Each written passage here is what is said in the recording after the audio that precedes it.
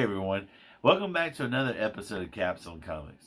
Tonight, we're going to be unboxing this box of comics from CGC to find out what the grades are of the comics that I sent in a couple of weeks ago are. Alright, here we go. Let's get started. Alright, so here we go. I went ahead and cut it open because, I didn't want to cut myself on there. Top box off. I had submitted 6 comic books, alright? And I got 6 back in return. So, just from the top, if you can see this, alright? There are 4 blue ones. One's purple. It kind of sucks a little bit, And one looks to be black. I don't know what that even means.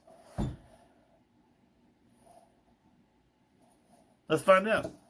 Okay, so the first one, I'm trying to packing material everywhere. Oh, that's much easier. I will say, I've submitted multiple comic books to CGC over the years, and the packaging is different every time. And this is the best packaging I've ever seen CGC do. These honeycomb, like, what is this? Look at, oh jeez. Oh. That's impressive. That makes me think that if I don't even know what this is. Had I sent in an AF-15 to be graded, I'm happy to know that my book would be returned to me without having to even worry about it. So that's good stuff. On top of that, every one of the comic books, they come in their own individual sleeve, which I don't really want. So I just throw those away immediately. So, alright, okay, this is a good one to start. Let's start this one. Okay, let's get rid of this. This is so exciting. Oh my gosh. Alright, now this is, alright, Green Lantern number 4. So, this is a comic book that I was told when I bought it, it was going to come out at a 3.5. Alright? Well, I think 3.0, that's pretty close. I'm happy that it's not, it hasn't been restored. I understand that Golden Age comic books are just one of those things that anytime you buy one raw, that's just something that you have to think about. Restoration for Golden Age comic books has been going on for decades. It's just that the methods that they thought that they were doing were the right things, and nowadays it's kind of a little bit of a mistake. Anyway, I love this cover, and I'm happy to have it. It's good. It's got Green Lantern and Doiby Dickles join the army. Full page ad for Wonder Woman number 1. And that's good stuff. Alright? So, that looks great. Nice new slab. Ooh, smell the slabbiness. Alright. The next one. Okay, let's see. What's gonna be next?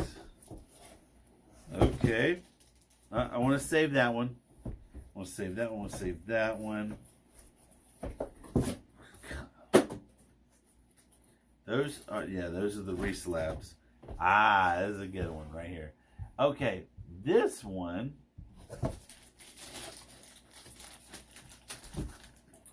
Green Hornet number. Well, so it's Green Hornet number 23. Okay.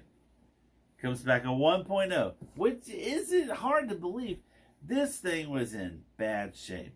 I wanted a Green Hornet comic book, and this one, to me, looked pretty great, but I like the cover. Like, there's not a lot of Green Hornet comic books that showed this World War II side.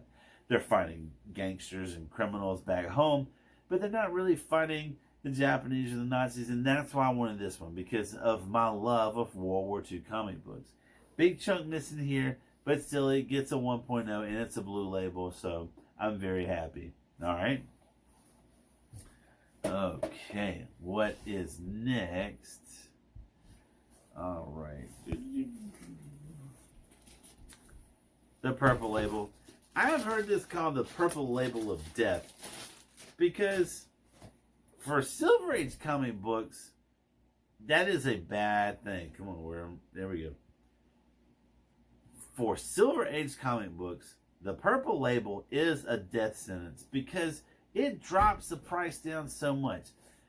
Golden Age comic books is a completely different undertaking, and I have made my peace with getting some purple labels. This one I did not expect to be a purple label. This one was in horrible shape. The image that I have here that you will be seeing, this thing is ate up, right? I mean, it's got rolled, it's got chunks missing. It's a bad comic. And I said this before, I was even afraid to send this in because I thought it was going to get put in one of those huge magazine boxes or whatever the slabs. Big, huge slab. But I'm happy that it's small. So let's see. It says restoration includes glue on the first wrap. Huh. But again, just like the other one, there is an ad for Wonder Woman #1. Pretty cool stuff, right? I'm happy to have this one. That's good. Let's put that to the side. Okay, now for the coup de grace. Alright.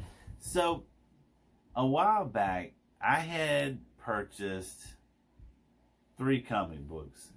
I'd gotten from a seller that was selling these, labeled the Sad Collection. And it really is a tragic story because, you know, no one wants to see something that they've spent a lot of money on destroyed by a flood or fire or anything. But someone else's misfortune is my gain. So let's start off with, alright, Wiz Comics number 43. Okay. Now, this was originally a 9.4. Alright? It's a 3.0. That is a massive, massive drop. Right? So, I mean, this was heavily water damaged. You know? So it says here, cover and multiple interior wraps detached. Now, I can go back in online and look at the grader notes, and it'll explain why it got dropped all the way down from a 9.4 down to a 3. I'm still very happy to have this. It's still a great cover, and they did an amazing job. Like, so there's still, earlier I talked about like the stains, like it's like some kind of mold on it, you know. Ooh, look, it's join the Junior Air Patrol. It's great, but you know, I think they did a great job. You know, you can still see just a little bit of rippling. I know it's not going to show up on this video, but very happy with that. Okay.